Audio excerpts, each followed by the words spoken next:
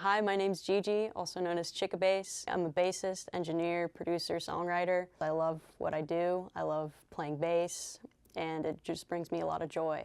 What drew me to playing bass was all my friends played different instruments, like drums, guitar, and no one I knew played bass, so I really wanted to be in a band, and I figured, I guess I'll play the bass, like why not? And then I just fell in love with it. My first bass rig, I still use it. I bought an SVT 7, and I just ran that through an 8x10 Ampeg cab, and that was my rig.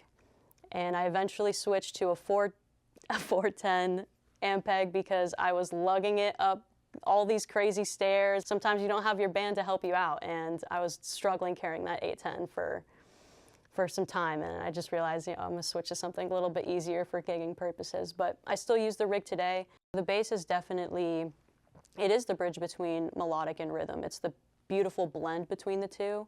It creates the foundation for the music. I always like to say the bass brings the life to a track. Without the bass, you don't have the groove, you don't have the feel, you don't have that kind of emotion almost.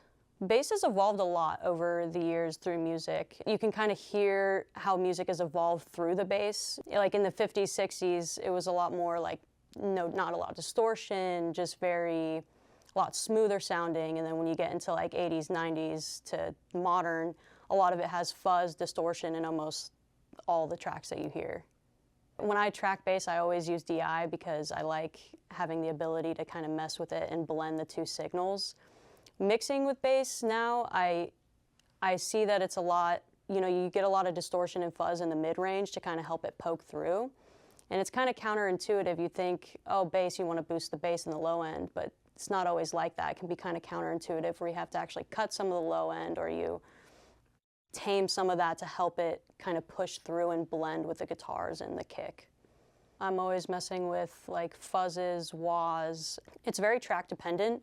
Whatever you're trying to get across in the track, like what's the bigger picture, will really dictate how you're going to mix the bass. So if you want something that has like the very grunge, like rock feel, you're probably going to want something that has a lot of fuzz, a lot of distortion. Within that, you aren't really wanting to distort the low end, because sometimes when you distort the low end or you put too much fuzz on it, it can get it like kind of tubby sounding.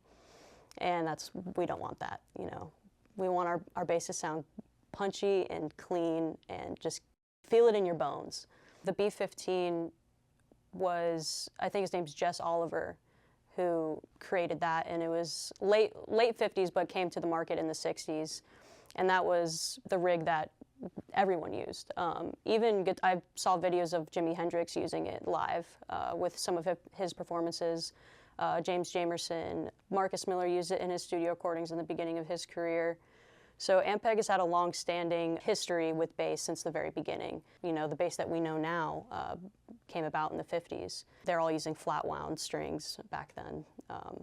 And then in the 60s, when round came about, that definitely changed the tone of things, and you kind of get a little bit more of that like grit kind of sound to it instead of the more upright tone that you get with a flat wound, which you can emulate with the round wound if you roll off the tone knob a bit. So you can still kind of get that tone if you want. That's the sound that established modern bass, was the B15 with Motown, and people used it live, they used it in the studios. It was a nice rig because you could flip the head into itself, so it was very self-sufficient, like easy to travel with. As Ampeg developed over the years, obviously the sound changes, they're inventing new things. You had the SVT come in later. With modern bass, a lot of people are doing MIDI and cab simulations, and everyone's done a great job with the cab simulations. That's why a lot of people aren't recording bass cabs or even guitar cabs anymore, because they've just done such a great job emulating that. When you're trying to fit in the tone with the mix, a lot of it has to do, for me anyways, the bigger picture. Like, how do I hear this track sounding? What kind of feeling am I trying to get across? You can kind of take it from there with, am I going to want it super distorted and super gritty? Am I going to have an auto wah on there? Am I going to use just the stock plugins that whatever DAW you're using has? I love that a lot of more bass pedals have been coming out. When you use guitar pedals on bass, it's distorting the whole range. And when you distort the low end on a bass, sometimes you kind of lose that kind of punch almost, and that like clarity in the low end. So I like that there's a lot more bass-specific distortion pedals coming out and overdrives, because you can just affect the upper mid-range, which is where you can kind of really blend in with the guitars and kind of mess with the sound in that and really blend the two together. So that way your low end sits well with the kick, and then your mid-range sits really well with the guitars and brings out the life of the guitars. So I've been using the SVT Suite in a lot of my mixes recently. There's a lot of diversity you can use with it. It has like the normal input, the bright. You can really mess around a lot with the cabs, the mic placements, the angles. I've fallen into many rabbit holes of just, oh, what does this sound like with this combination and this combination? Right off the bat, when I plug it in, I'm like, cool, I can rock with this for a while just to get an idea down, or just to kind of get a feel for how I want this bass to be played. What I think a lot of people don't realize is, yeah, some of the gear does affect the tone, but a lot of it is the player, how fresh your strings are, and then obviously the gear.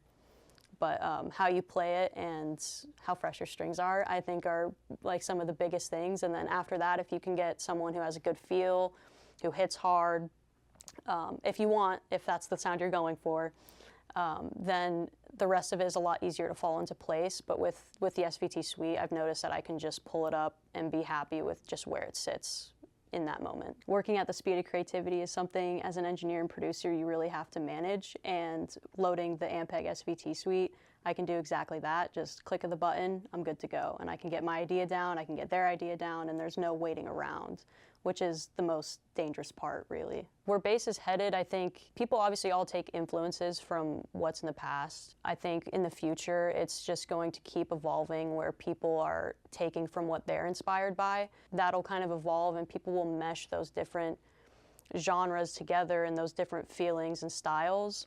I think bass is gonna it's gonna be here forever, because it is the lifeline of the song. And it doesn't matter what genre you go into, like EDM, rock, jazz, it's all the foundation for it. And so I think we can expect to see a lot of experimental bass happening, in terms of it maybe changing throughout the song or whatnot, or just different blends of older sounds from the 60s, 70s to the modern sound, which is a lot of distortion and a lot of overdrive. Ampeg was the foundation of bass in the 60s. They've done a great job evolving with the music and the musicians and the ideas. I'm excited to see where music takes us with Ampeg in particular. They've started out really strong with creating the tone of where bass started. I can't really say for certain what's going to happen with it, but I know it'll always be there, and I know Ampeg's going to be by our side.